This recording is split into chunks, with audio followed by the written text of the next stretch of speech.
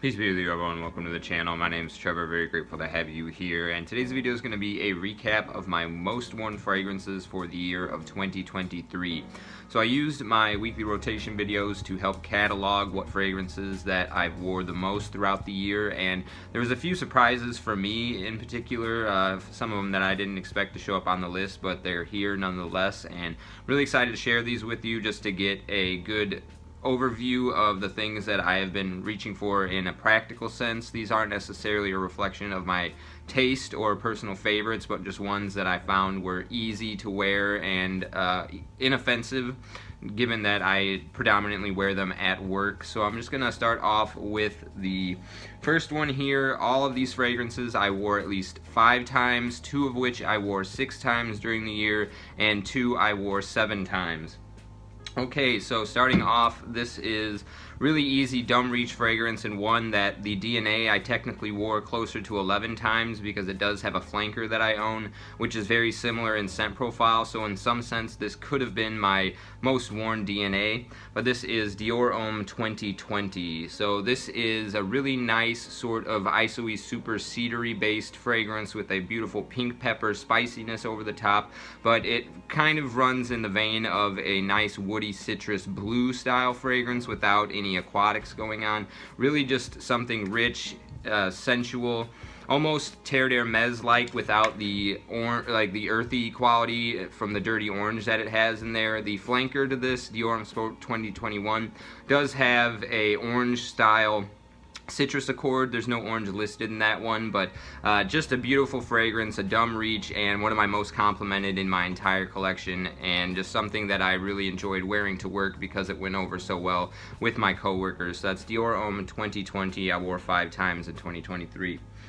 Okay, the next one. This one I kind of cheated a little bit to get it onto the list. There was like a 12 or 13 fragrance tie that I wore 4 times throughout the year, so 2 of these fragrances on this list I wore in the last week of 2023 to help bump them up to make this a top 10. But nonetheless, this is a DNA that I think deserved to be on a list like this regardless, especially because it's another one that, if I included its very similar scent profile flanker, should have been definitively on this list, and that is Dior Homme Intense. And I did wear Dior Homme Parfum a handful of times throughout the year, I think maybe 4 times or so. So these 2, Dior Homme 2020 and Dior Homme Intense, their DNA scent profiles for sure were some of my most worn in 2023 for good reason. Dior Homme Parfum is my favorite fragrance in my entire collection, and this one is just a little bit easier to wear, a little bit more casual and informal, whereas Dior Homme Parfum I find is something that is a little bit more dressed up, classy, and special occasion like. It's got a little bit more darkness from some added leather and oud qualities in here, but this just has a beautiful scent profile, nice powdery cacao with a well done iris and a touch of class and elegance. A little bit of a waxy textural feel, just wears so elegantly and cuts through the cold quite well in the fall and winter. It's got a really good sillage and scent bubble, and it's one of the reasons why I love wearing this one, because it's something that I can personally enjoy very much so, as I don't go nose blind to it, and it's just got a really good cloud around me when I'm rocking it. So Dior Homme Intense wore 5 times in 2023. Okay, this one was a bit of a surprise. I did not expect this one to show up on the list, but it makes sense because it is very easy, inoffensive, and a perfect like office style fragrance. So something that I rocked quite a bit in the warmer weather, right around like June and late spring, early summer. This is Tom Ford's Gray Vetiver. So while I do prefer Guerlain's Vetiver in terms of overall scent profile, I like the little bit of dirtiness that's in there, as well as in Sultan Vetiver by Nichane. This one is, like I said, just a little bit more inoffensive and easy to wear around other people. It's just got a very beautiful, nice citric quality from a grapefruit in here, and the Vetiver is a lot more soapy than dirty, grassy, I would say. Although you do get a touch of a grassy type feel in here. This one is just very refreshing, perfect for both sort of gray, overcast, light rain in the warm weather, as well as a sunshiny day. So this one I'm definitely looking forward to wearing a little bit more, and now I'm kind of excited to try out the Parfum version. I didn't really intend on picking that one up, but now cataloging my rotations throughout 2023 and seeing how much I did reach for this one, I'm interested in trying out more from this DNA. So that's Tom Ford's Grey Vetiver. I think this is Eau de Parfum. I know there's a discontinued Eau de Toilette, I believe. Yeah, this is the EDP, and I wore this one 5 times in 2023. Okay, another one that kind of surprised me, but not so much. I do enjoy this scent profile, and it's one that I can reach for both in the spring and the autumn, so it makes sense that it showed up here because it's got a wide range of utility for me. It did just surprise me a little because I don't remember wearing it as often, but it did show up in my weekly rotations. I think this one, yeah, another 5 times. So this is Moschino's Toy Boy, and this is a really unique rose fragrance. It could be unisex, but I think it does lean a little bit masculine. There's a spicy nuance in here that makes it a little bit dark and rugged, I want to say. I think there's like some pink pepper in here, another type of spicy accord. It's like a unique flax note that gives it this kind of almost bready sensation, I want to say. Really unique fragrance and easy to wear, and it's kind of polarizing. I either get you know, very good reactions or lukewarm reactions when wearing this one. I've gotten quite a few compliments with it, but mostly from men and not women. But yeah, it's just something that I really adore personally. I just love the way that the dark rose is done in here, and it's got a certain dewy quality to it that I think makes it something why I reached for it so often in the fall and spring, because it has a good harmonization, or harmonizes well with the sort of deciduous, earthy textures of like logs and grass and the trees when they're first kind of getting those rains that are dampening up the environment after a dry period. Yeah, just really something that I enjoy quite a bit, and a little bit of a surprise that it showed up here, but I'm looking forward to wearing it very much so again in 2024. So that is 5 times for 2023 Moschino's Toy Boy. Okay, next, this is another one that I kind of cheated to bump up onto this list. I'd wore it 4 times, and it tied with about 12 other fragrances in that category, so I wanted to wear it one more time in the last weeks of 2023, and this is Rive Gauche from YSL. This is the Pour Homme version, this La Collection version. I think there's a more vintage version in a tin can.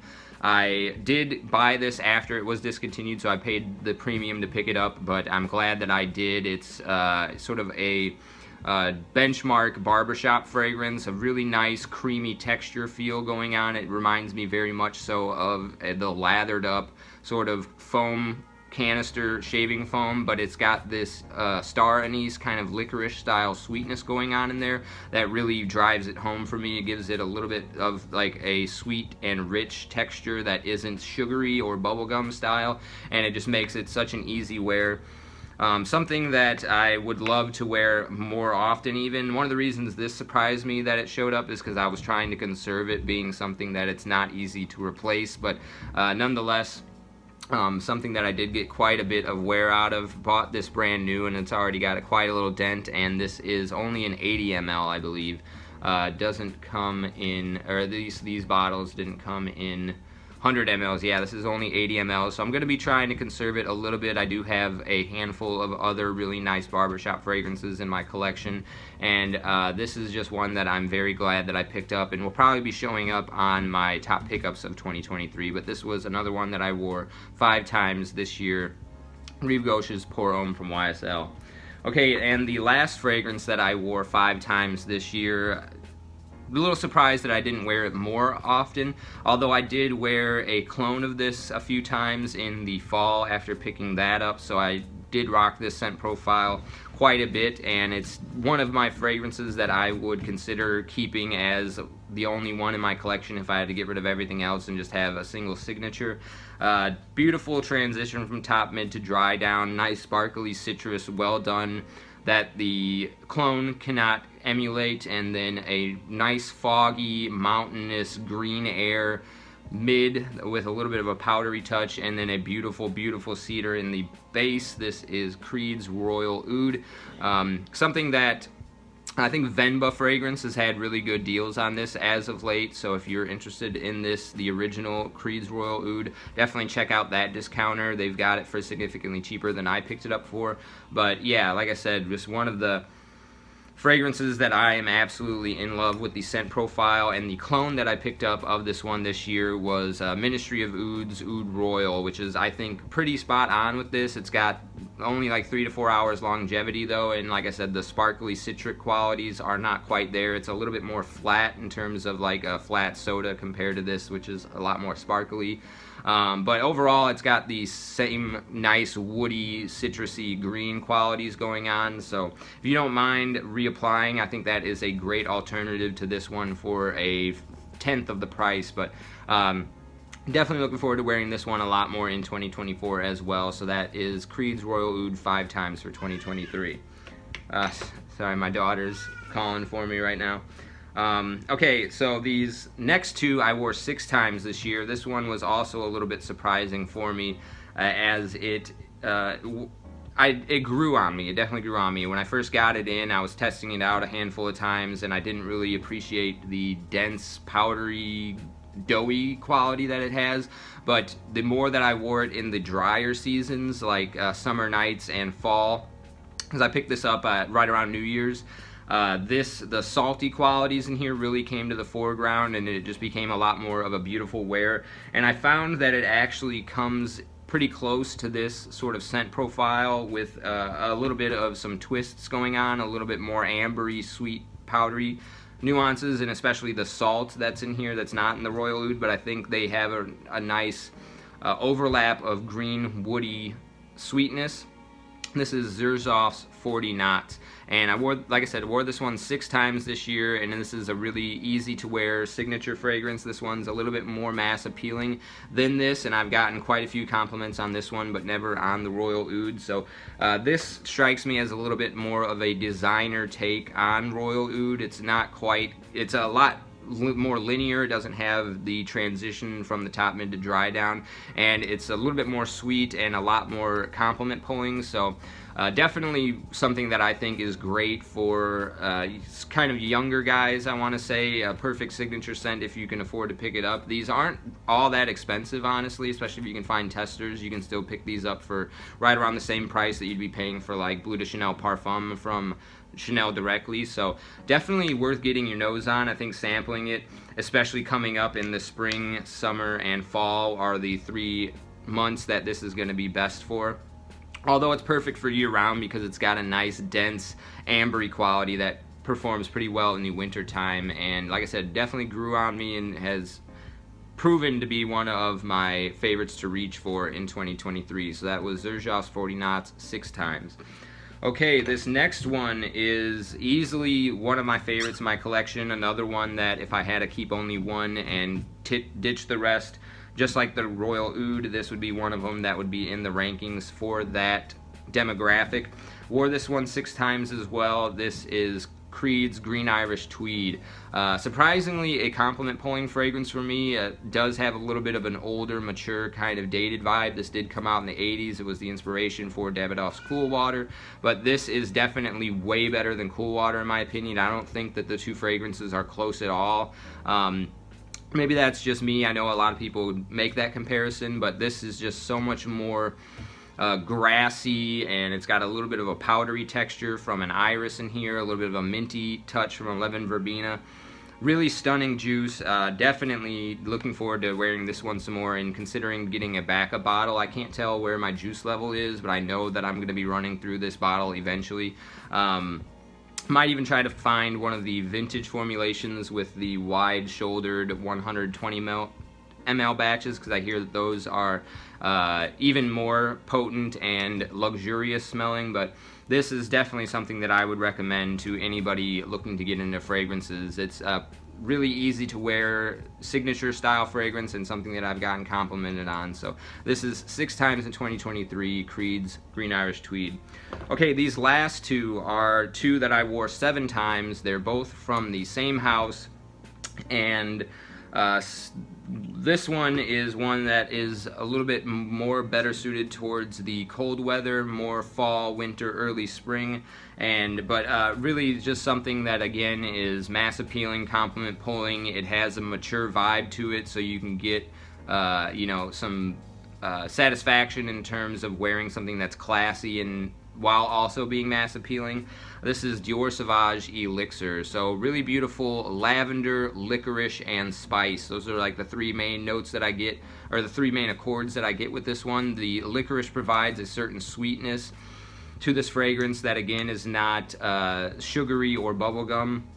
In its presentation, the lavender has a certain almost barbershop style cleanliness appeal to it, although this doesn't quite get into a shaving foam style scent profile, and then the spice darkens it up really well and allows it to cut through the cold. Nuclear performance, lasts all day, huge scent bubble, catching wafts all the time, and one of, if not my #1 most complimented fragrance, right up there with Dior Homme 2020.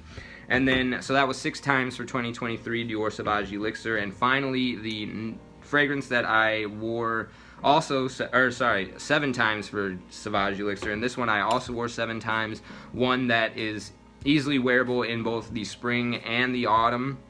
It's a really nice, rich, dense, resinous, elemi-based, citric-y, barbershop style fragrance. This is Eau Sauvage Parfum, the 2017 version. This is just again, a really highly complimented fragrance. It does give off a little bit of a black licorice style sweetness, perhaps coming in from the elemi resin, as there's no anise or licorice notes listed. I think anise might have been in the 2012 note listing, so that could still be in here. It's just not on the official breakdown. I think this is like citron, elemi, vetiver, lavender.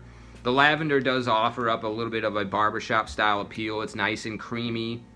The citruses are really nice and sparkly. It's very woody as well, coming in from the elemi resin. Just a really masterfully done fragrance. This is it has this little bit of a syrupy, synthetic-y quality compared to the 2012 version, but still an absolute class act. And again, another one that is great for year-round. Like I said, it's perfect for that transitional seasons, spring and fall, which is why I think it made my list here for 7 wearings throughout 2023, because I could reach for it in multiple seasons. It's great for the summertime as well, because it does have a sparkly citrus that really pops off, and also one of another highly complimented fragrances from my 2023 experience. So that was 7 times Eau Sauvage Parfum from Dior. As you can see, Dior made this list of 4 fragrances: Dior Homme Intense, Dior Homme 2020, Sauvage Elixir, and Eau Sauvage Parfum. So definitely a house that I am a big fan of. They all are very well done, mass appealing, and high quality. Just fragrances that I would highly recommend is checking out Dior if you're new into fragrances, or even if you are a seasoned collector and have not tried any of these. I would definitely recommend starting with Creed and Dior. They're just great, for me at least. And so that was my most worn fragrances for 2023. Really looking forward to putting some more fragrances to work in 2024. Let me know if you are certain what fragrances that you wore the most in 2023, what they are, in the comment section down below. And as always, I really appreciate you sticking with me to the end of this video. I'll see you in the next one. Take care.